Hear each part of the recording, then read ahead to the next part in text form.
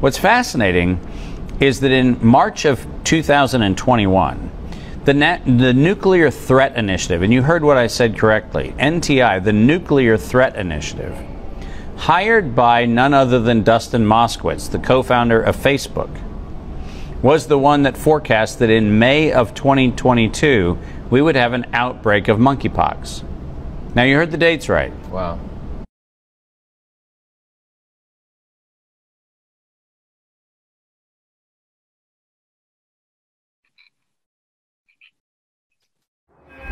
There are growing questions today around a new and deadly outbreak.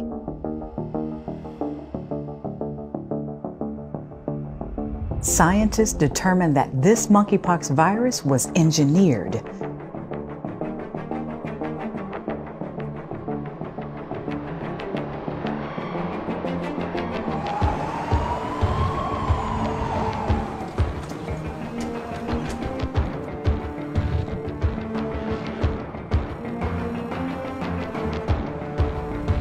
With limited antiviral drugs and no known effective treatments, countries around the world are struggling to control another pandemic with already devastating effects.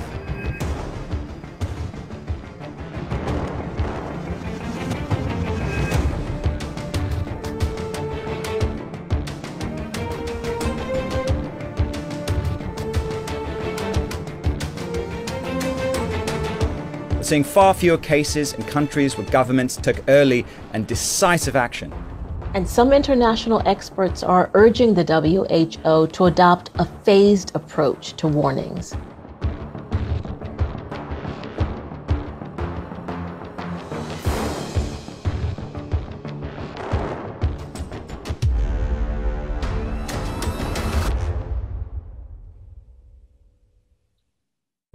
Let's put it all together and do it in slow motion.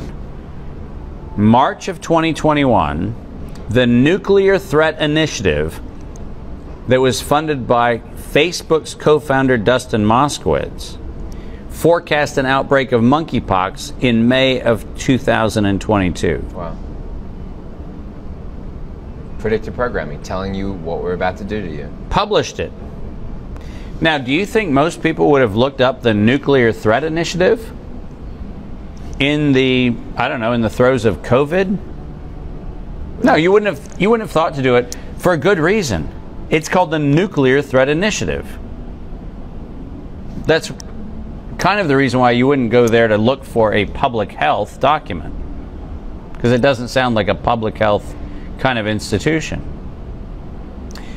But they published that they were going to have not only a monkeypox outbreak that started in May of 2022, but if you read a little further into that report, you find out that in the next few weeks we're going to find out that this was a genetically engineered variant of monkeypox that's engineered to be vaccine resistant.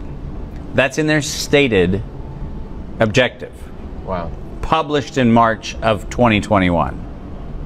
What makes it worse is by the end of 2023, they're saying that we're going to have 271 million people dead. And you heard that number correctly. That's concerning. Very concerning. 271 million people dead. 3.2, I think it's 3.2, 3 point something, 3.2 billion people infected. 271 million fatalities. And the thing is disclosed to be vaccine resistant.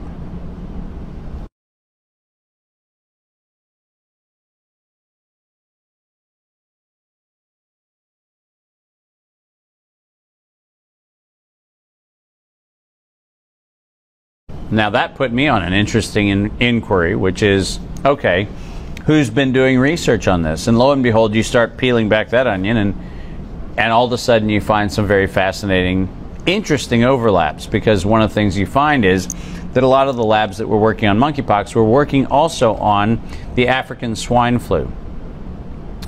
And ironically, one of the places that the African swine flu was being genetically modified and optimized was, are you ready for this? The Ukraine. Why would it be that we're having a protracted distraction in the Ukraine right now? What's going on with that? And, Yeah. and why did we have to have a protracted distraction in the Ukraine? Why did we have to have caravans of vehicles leaving biological facilities in the Ukraine? Why did we have to move all kinds of things allegedly under the cover of night, or out of labs under the cover of, you know, canopied trucks and so forth? Why did we need to do that? And why is it that the regions that were affected by a number of the pathogens associated with monkeypox also happened to be installations that also had the African swine flu? And is it possible that maybe we're going to have an announcement that we have a monkeypox outbreak, but in fact what we're going to do is we're going to once again build a series of toxins. These are going to be a family of things which happen to be engineering the world to think that we are having an outbreak of a new pathology, when in fact, if you really examine the data, what you're actually looking at is data that suggests that what we may be doing is finding nature's descriptors, nature's pathogens, nature's culprits to deal with the multiply injected populations who are now going to have a number of fatalities, not from monkeypox, not from a swine flu, not from a bird flu, but in fact from the injections that we gave them, where now we're taking all the symptoms that those people are going to present with, and we now have a convenient narrative that says it's a new pathogen. Now remember, we've got a tiny little problem, because since you could get COVID without ever having SARS-CoV-2, remember? This is the disease that mysteriously can be caused by a thing that doesn't cause the thing. Because we were told in every declaration that closed down every state and every country that SARS-CoV causes COVID, except for the tiny fact that most people who tested positive for SARS-CoV-2 never got COVID, and most people who had COVID never tested positive for SARS-CoV-2. So the causative relationship is slightly mysterious. Yeah. Add to that the fact that the only protracted death increases that we saw were after we started injecting people with spike proteins and all sorts of other things that were in the cocktail that we were injecting. And now all of a sudden we're looking for the world's basket of pathogens that we can say are outbreaking, convenient as we time the fatalities associated with the injection. If you go back and you look at the laboratories that actually have been doing allegedly the monkeypox work, you find that you have the perfect formula to cover with new outbreaks the deaths from the injection.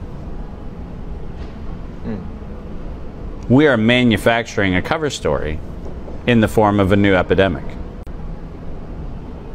The interesting thing about that is that if you sit back and say, the guy who wrote all the checks for this, Dustin Moskowitz, what's in it for him?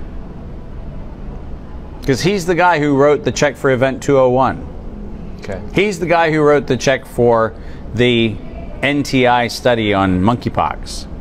He's that guy. Sure. Well, you have to ask, so Dustin, what on earth could possibly motivate you to be so interested in monkeypox? And it turns out the answer is very simple. It's called Sherlock Biosciences. Because Sherlock Biosciences, interestingly enough, is the company that has the emergency use authorization for the first time in human history to edit the human genome using CRISPR technology. And they got that EUA under the cover of COVID-19.